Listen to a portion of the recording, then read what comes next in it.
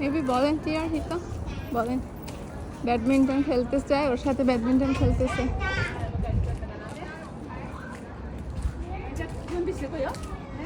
এটা খেলার জায়গা স্কুল শেষ করে। আপনার বাস্কেটবল খেলবে? বাস্কেটবল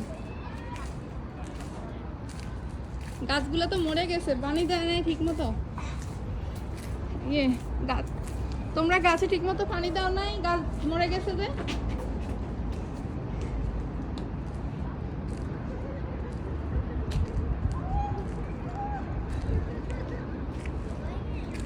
ওর সাথে ব্যাডমিন্টন খেলে, বাচ্চাদের সাথে ভলেন্টিয়ার সময় দেয়।